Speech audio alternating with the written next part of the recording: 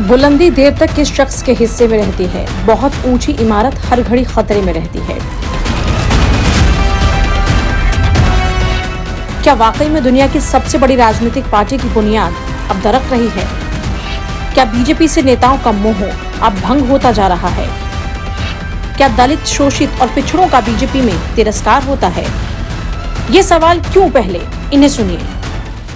जिस तरीके से दलितों, पिछड़ों, किसानों, बेरोजगार नौजवानों और इसके साथ ही साथ छोटे, लघु, मध्यम व्यापारियों के साथ उपेक्षात्मक रवैया हुआ और इनके विरोध में कार्यक्रम चलाए गए, उसको देखते हुए मैंने मंत्रिमंडल से इस्तीफा दिया। मौर्य साहब अकेले ऐसे नहीं जिन्होंने बीजेपी से किनारा किया, बल्कि बांदा के तिंदवारी से बीजेपी विधायक ब्रजेश प्रजापति, कानपुर के बिल्हौर से बीजेपी विधायक भगवती सागर शाहजहांपुर से और विधायक रोशनलाल वर्मा, ये वो नाम है जिन्होंने बीजेपी से इस्तीफे का ऐलान किया।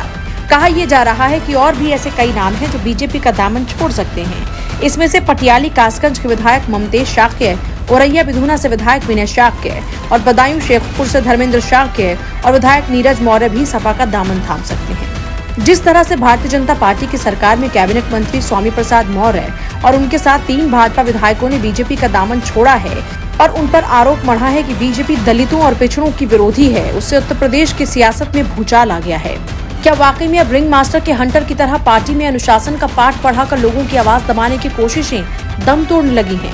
अब तक दबे कुचले, शोषित, पीड़ित और वंचितों के रहनुमा बनकर उनकी सियासत करने का दम भरने वाले लोग अब खुद को शोषित और पीड़ित बताकर इधर उधर छिटकने लग गए हैं। लेकिन सबसे बड़ा सवाल ये कि आखिर 5 साल तक जिस सत्ता की मलाई चाटी, तब क्या इन्हें उन शोषित और वंचितों का हित नजर नहीं आया?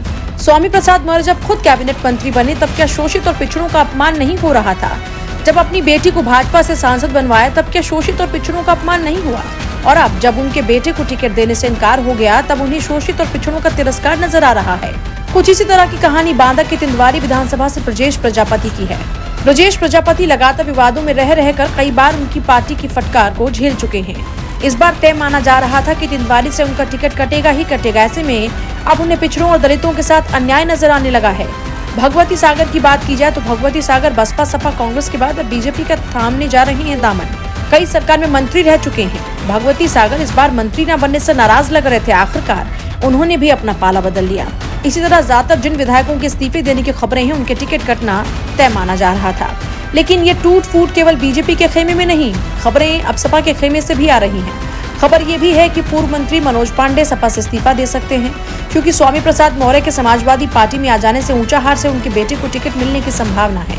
अगर ऊंचाहार से स्वामी प्रसाद मौर्य के बेटे को टिकट मिली तो भला मनोज पांडे का क्या होगा? यही वजह है कि अटकलें लग रही हैं कि मनोज पांडे भी जल्द ही सपा का दामन छोड़ सकते हैं।